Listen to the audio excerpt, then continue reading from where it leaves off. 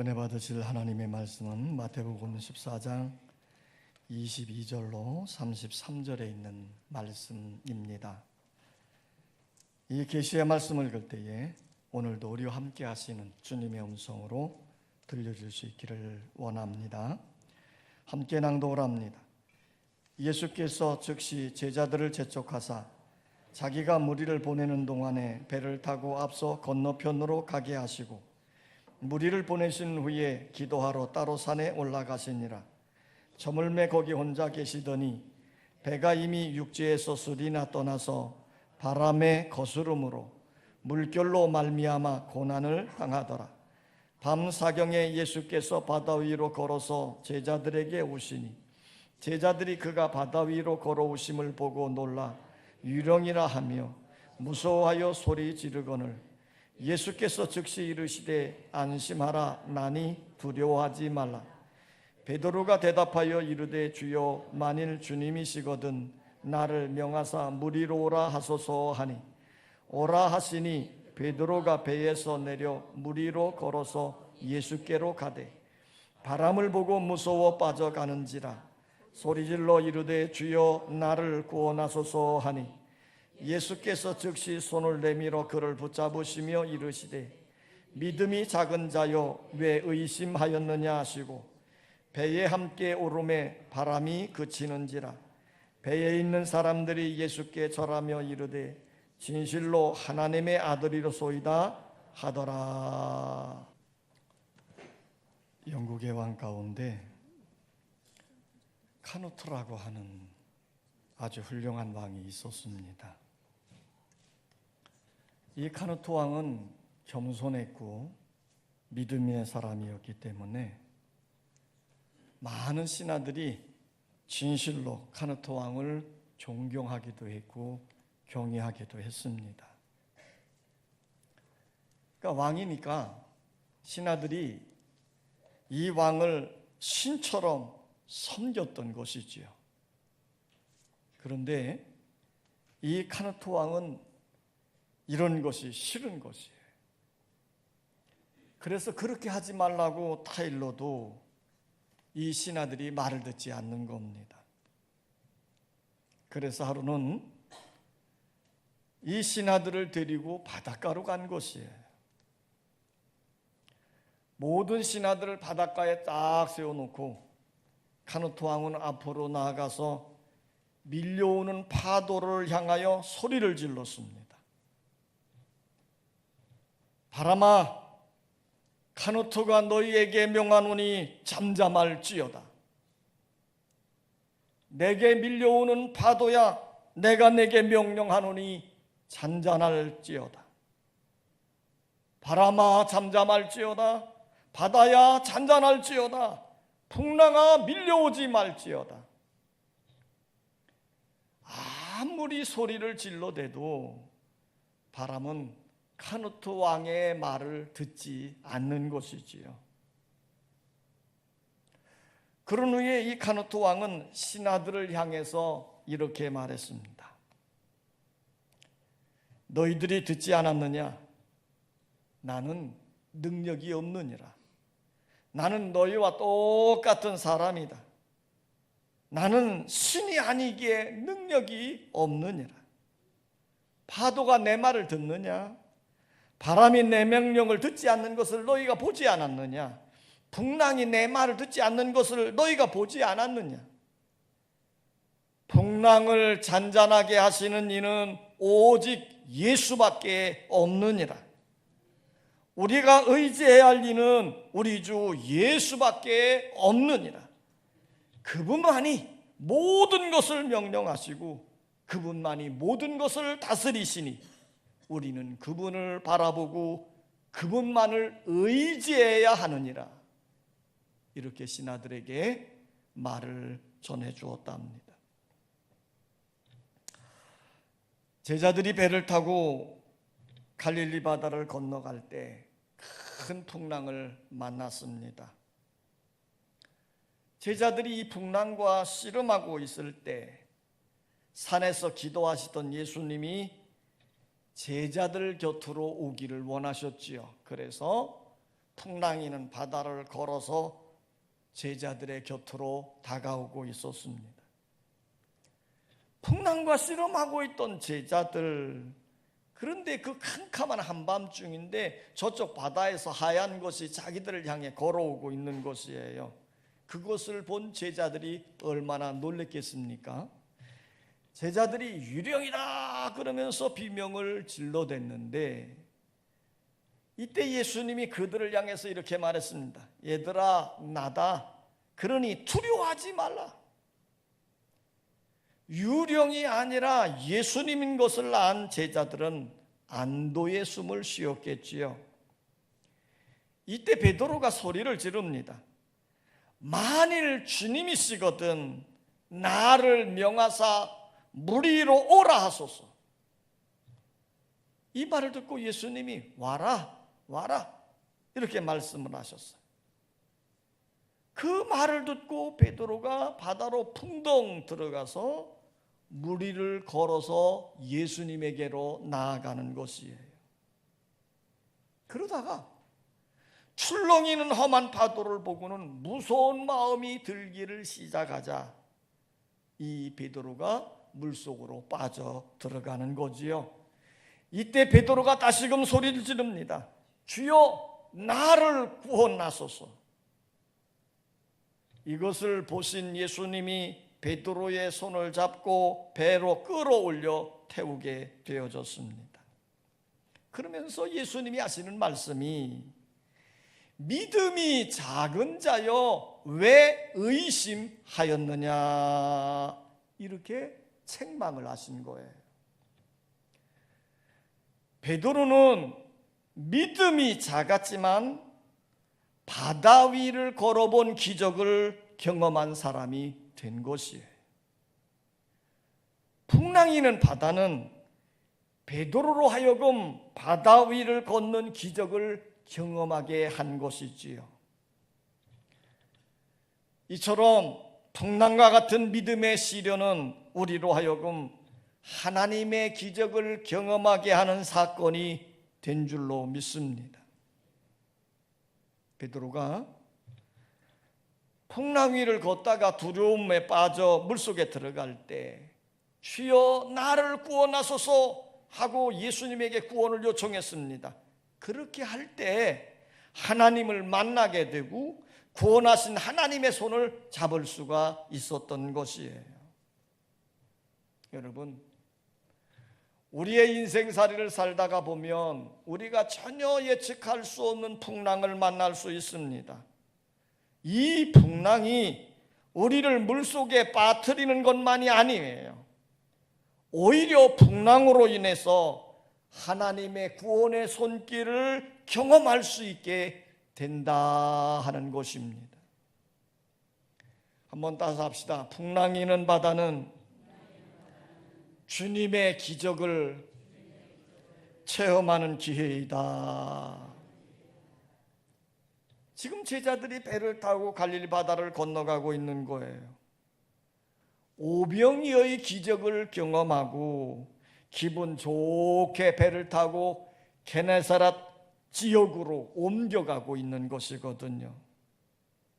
바로 이러할 때 감당할 수 없는 큰 풍랑을 만나게 된 것입니다. 갈릴리 바다 한가운데에서 큰 풍랑을 만났으니 제자들이 두려워하며 당황하고 있었지요. 자, 여러분, 이들에게 왜 풍랑을 만나게 되었을까요? 사람들은 고통의 문제를 만나게 되어지면 죄를 지었기 때문에 오는 것이라고 인과응보적으로 해석하는 사람들이 종종 있습니다. 물론 문제가 있기에 결과로 올 수도 있겠지요. 그러나 모든 것이 다 그런 것은 아니에요. 오히려 고통을 통해서 성숙해질 수 있고 문제를 통해서 하나님의 능력을 경험할 수 있기 때문입니다. 일본의 유명한 문학작품 중에 침묵이라고 하는 소설이 있습니다. 일본의 기독교 핍박을 다룬 내용이지요. 천주교를 믿는 농부 두 사람이 예수를 믿는다는 것 때문에 십자가에 매달리게 되었어요. 사람들은 그 십자가를 바닷가 밀물이 들어오는 곳에 박아 놓았습니다. 물이 점점 밀물이 들어오게 되지요. 이 물이 들어올 때에 이 사람들이 이 두 사람에 대해서 협박을 하는 겁니다. 예수를 부인하라. 그러면 너는 산다. 그러나 이 농부들은 끝까지 하나님을 찬양하면서 오히려 하나님께 감사 기도를 올려드리는 거예요.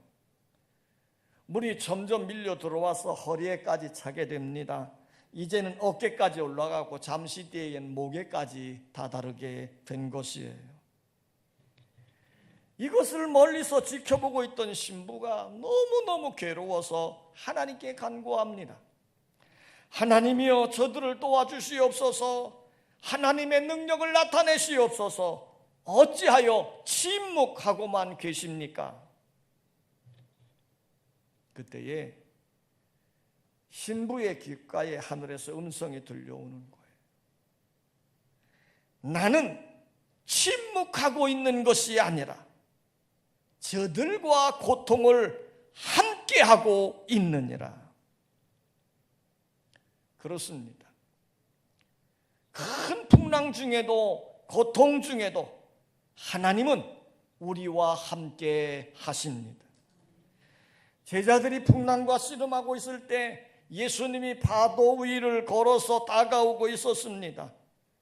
그것을 보고 깜짝 놀란 제자들이 유령이다 하면서 비명을 질러대고 당황했지만, 이 풍랑을 통해서 제자들은 물 위를 걸어오시는, 풍랑 위를 걸어오시는 예수님을 경험하게 된 것이에요. 더 나아가 베드로가 소리를 지릅니다. 당신이 정말 주님이라면 나를 명하사 오라 하소서.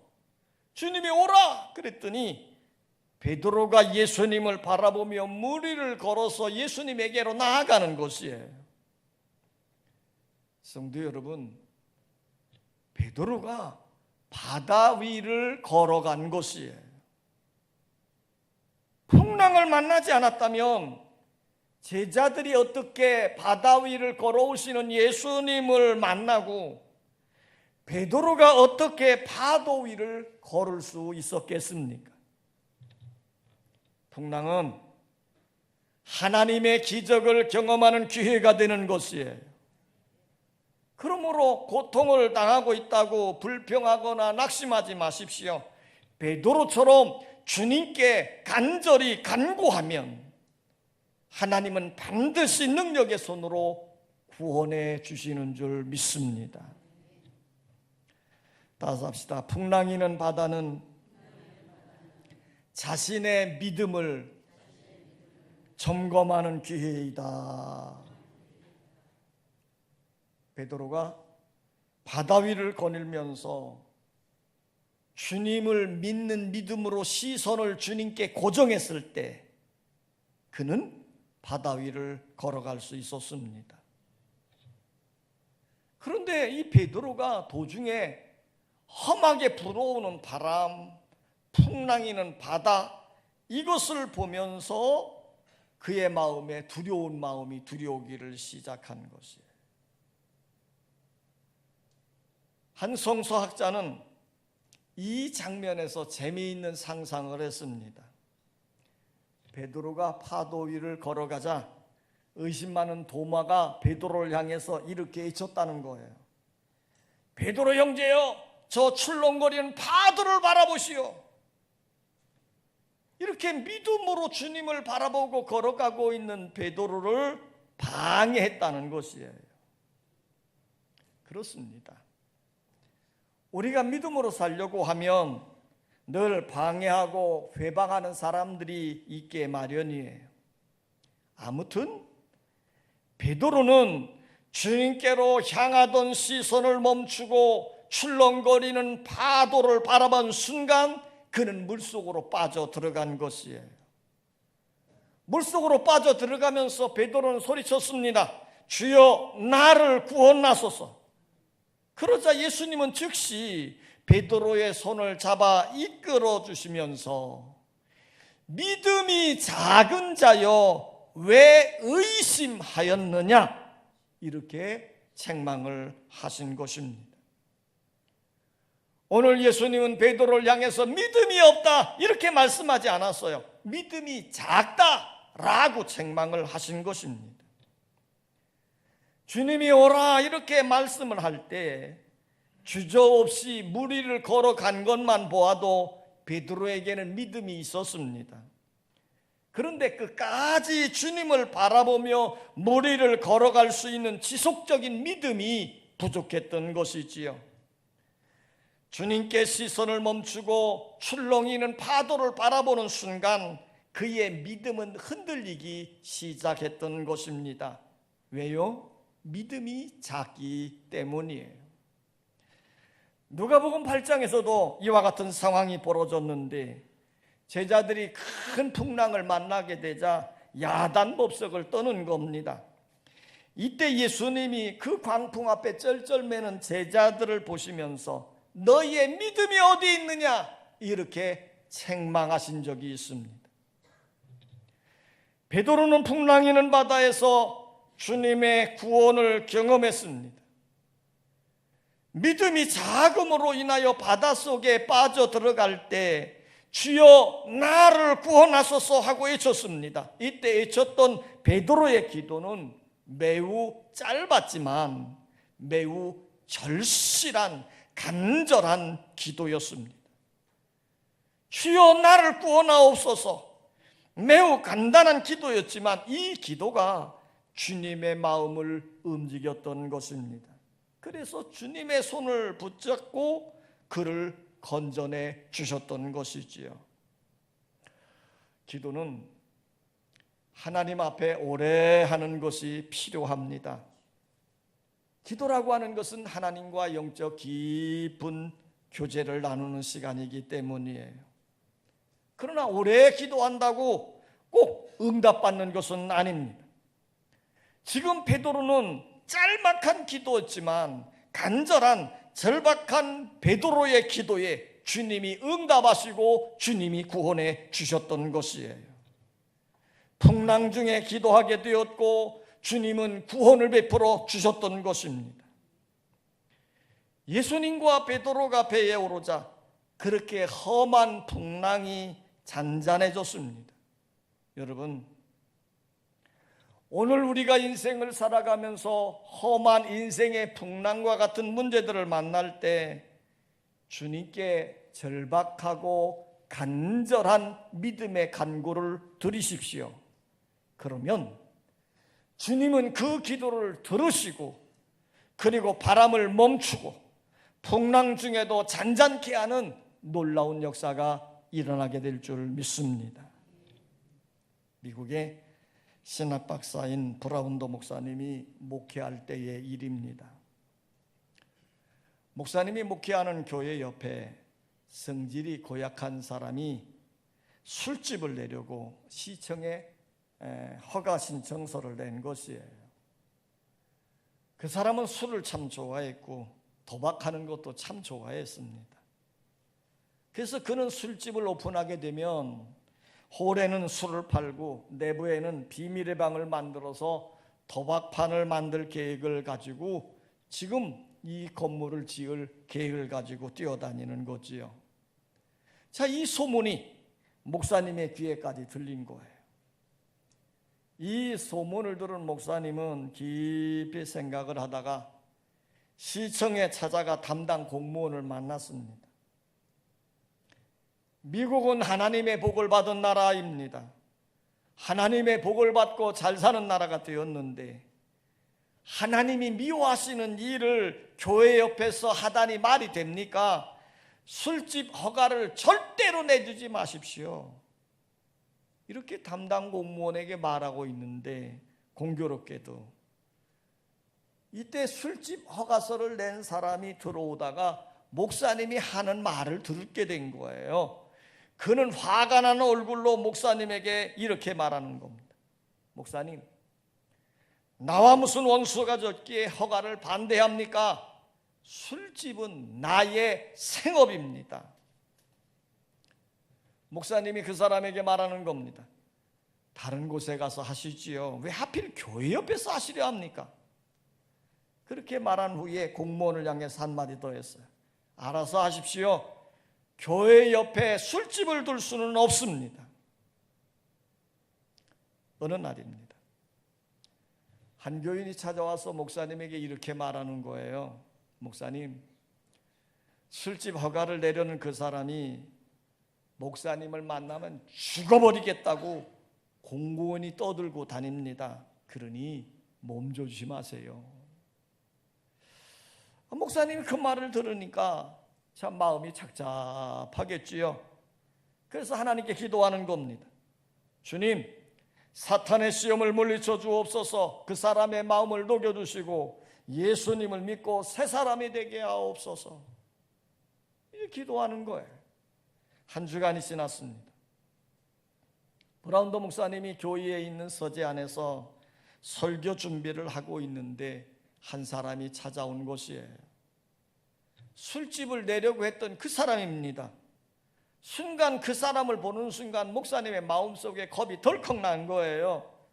당황하면서 한편으로는 하나님께 기도하는 거지요. 하나님 도와주시옵소서. 그리고는 목사님이 찾아온 그 사람에 대해서 무슨 일이십니까? 어서 오세요 하면서 그를 맞이했어요. 바로 그 순간 그 사람이 그 서재 바닥에 무릎을 꿇고 딱 오더니 목사님 용서해 주십시오 하면서 눈물을 흘리더라는 겁니다. 그래서 목사님도 당황해서 무슨 일이에요? 무슨 일? 그랬더니 그 사람이 울면서 이렇게 고백을 하더라는 거예요. 그 사람이 술집을 내기 위해서 시청을 계속 다니는데 허가를 내주지 않는 겁니다. 그러니 어찌하겠습니까? 그냥 술집에 가서 술을 퍼마시고 저녁 늦게 집으로 들어가는 거지요. 그러니까 매일같이 술을 퍼먹고 집에 들어가는데 그 전날 저녁에도 술이 취해서 집에 들어갔는데 집에 들어간 순간에 집안에서 우는 소리가 들리더라는 겁니다. 어디서 이런 소리가 나는가 하고 찾아보았더니 자기의 어린 딸이 자기 침대 옆에서 무릎을 꿇고 울면서 이렇게 기도하더라는 거예요. 오 주님, 우리 아버지를 구원해 주옵소서. 불쌍한 우리 아버지를 버리지 말아주세요. 그 기도를 딱 듣는 순간에 이 사람의 마음속에 자기를 위해서 평생 눈물로 기도했던 어머니의 얼굴이 딱 나타나더라는 겁니다. 그러면서 어머니가 자기를 위해서 울면서 기도했던 그 목소리로 들려지더라는 거예요. 그때 자신은 몽둥이로 머리를 얻어맞은 것처럼 멍해졌더라는 겁니다. 어머니가 나를 위해 기도하셨는데 그런 아들이 잘 되지 못하고 술집을 개업하려고 시청만 드나들더니 어찌해서 내가 이렇게 불쌍한 존재가 되었단 말인가, 그런 생각이 들면서 눈물만 쏟아져 나오더라는 거지요. 어머니가 생전에 하시던 그 기도를 어린 딸이 계속해서 하고 있다는 사실을 알게 되었고, 그래서 이런 상황 앞에 자신이 어떻게 해야 될지를 몰라서 목사님을 찾아왔다는 거예요. 그러면서 목사님, 나를 위해 기도해 주십시오. 이제부터 술집만은 절대로 하지 않겠습니다. 그러면서 목사님에게 기도를 부탁하더라는 거예요. 그래서 이 브라운더 목사님은 그를 위해서 진실로 기도해 주었고 결국 그는 변하여 새 사람이 되어졌더라 합니다. 여러분, 풍랑은 때때로 우리를 위협하지만 그러나 그 풍랑을 통해서 더 큰 은혜를 받을 수 있는 것을 깨닫는 여러분 되시기를 원합니다. 예수님과 베드로가 배에 오르자 바람은 멈추어지고 험한 풍랑이 잔잔하여졌습니다. 이런 현상들을 바라보던 제자들이 주님께 진정한 신앙의 고백을 드리고 있습니다. 33절입니다. 33절 시작.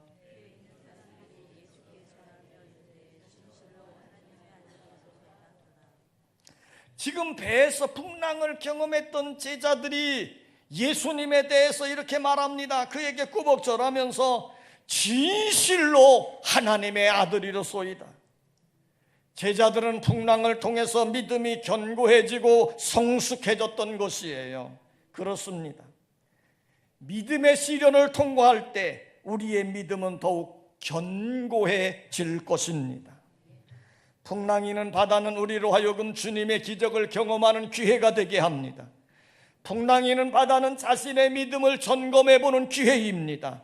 풍랑이는 바다는 주님의 구원을 경험케 하게 하는 은혜의 자리인 것이에요. 그러므로 우리가 살아가면서 어떠한 인생의 풍랑과 같은 문제를 만난다 할지라도 시선을 주님께 고정시키고 주님께 간절히 기도하는 여러분의 삶이 되시기를 원합니다. 그러면 주님은 반드시 모든 것을 잔잔하게 하시고 믿음의 성숙을 가져오게 하는 은혜의 자리로 인도해 주실 것입니다. 아버지 하나님, 우리가 살고 있는 인생살이 가운데 정말 큰 풍랑처럼 우리의 마음을 요란케 하고 낙심케 하고 좌절케 하고 두려워하게 하는 일들이 종종 있을 수 있습니다. 이러한 일을 당할 때마다 우리는 어쩔 줄 몰라 하고 불평하고 낙심할 때가 많이 있습니다. 오늘 예수님은 제자들을 향해서 이렇게 말했습니다. 너희의 믿음이 어디에 있느냐? 믿음이 작은 자요. 주여, 우리가 주님께로 시선을 고정할 수 있는 견고한 믿음을 주시옵소서. 우리가 어떤 일을 만난다 할지라도 문제에 우리의 시선을 빼앗기지 않게 하시고 문제를 해결해 주시고 모든 것을 다스리시는 주님 앞에 우리의 시선을 고정시키고 믿음으로 간구케 하여 주시옵소서. 그러면 하나님은 반드시 응답하여 구원해 주시고 우리의 삶을 잔잔하도록 인도해 주시는 줄 믿습니다. 날마다 이 풍랑을 통해 주님의 놀라운 능력을 경험했던 것처럼 우리의 삶 가운데 살아계신 하나님의 능력을 경험하게 하시고 믿음으로 살게 하여 주시옵소서. 예수님의 이름으로 기도하옵나이다. 아멘.